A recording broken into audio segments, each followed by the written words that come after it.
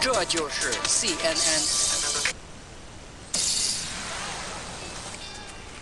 Tension in Thailand with momentum behind them. The sea of red is expected to take to the streets again. Desperation on a crumbled hillside in Brazil.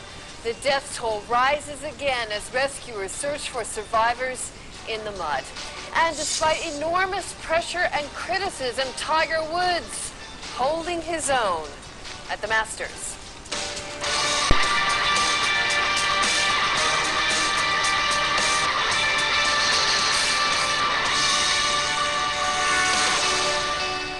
Hello and welcome. I'm Colleen McEdwards at CNN Center, and you're watching World Floods and flooding taking an increasingly deadly toll. And we want to bring you up to date on this. Government officials in Rio de Janeiro are now saying at least 192 people have been killed. 162 people at least at this point hurt, and that's just the ones that have been counted. We've still got thousands of people homeless in this area, and hundreds more feared trapped in homes that were simply covered in debris when the mudslides started happening this week. You get a good sense of it from these pictures here, how it's just come tumbling down these hillsides. Other victims swept away when landslides rushed down on these fragile neighborhoods, and still heavy equipment and people in there trying to dig things out. Well, let's get the latest on the situation in Brazil. We have Hans Dohman, who is the Secretary of Civil Defense for Rio de Janeiro, and he joins us now on the phone from Rio. I understand, sir, you have been out looking around in some of these neighborhoods. What have you seen? Yeah, the situation here in the city just beside the Rio de Janeiro, called Niteroi, is pretty difficult. Now we are still working in order to find probably new other people who died in this big disaster.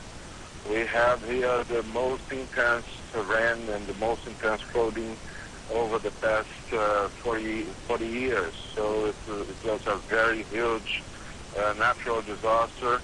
And in Rio de Janeiro city, we are already working and taking care of people to come back home, considering health conditions and sanitary conditions for these people. Why has the death toll been so high? I mean, a lot of people have criticized the type of construction, these towns being built into hillsides, being built quickly, particularly in poor neighborhoods. To what extent has the construction contributed to this terrible death toll?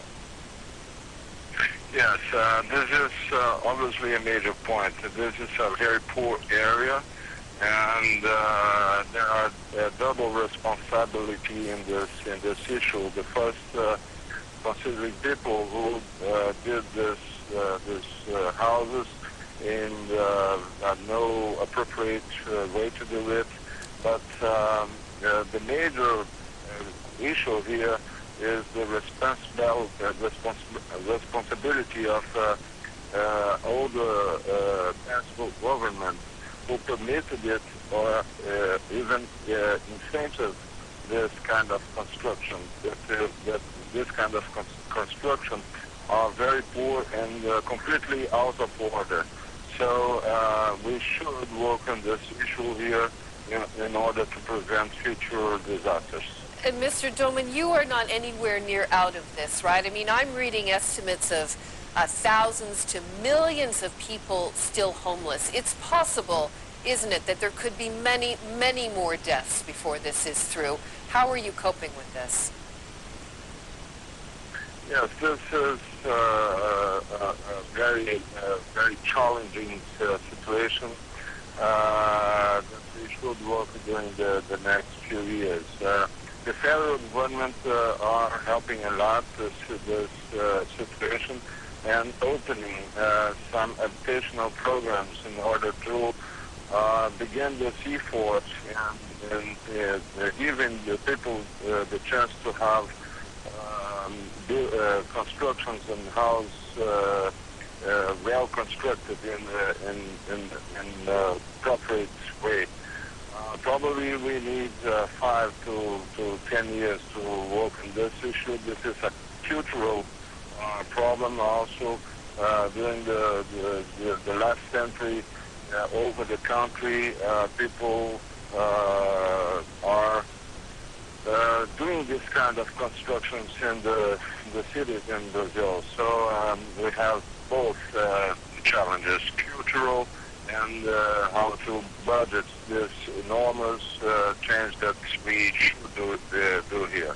Understood. Hans Dohman, the Secretary of Civil Defense in Rio de Janeiro, thank you for your thoughts on this. And Mr. Dohman, as you heard just out in some of the areas, describing what is still a very desperate situation for people there. And we want to know whether there's any relief in sight for the people of Brazil, because of course the weather's got a huge impact on this. Guillermo Arduino standing by with more on that. You know, Guillermo, the construction is one thing, isn't it? I mean, you've got shanty towns built on landfill sites, that kind of thing happening, and then you have these enormous rains. It's devastating.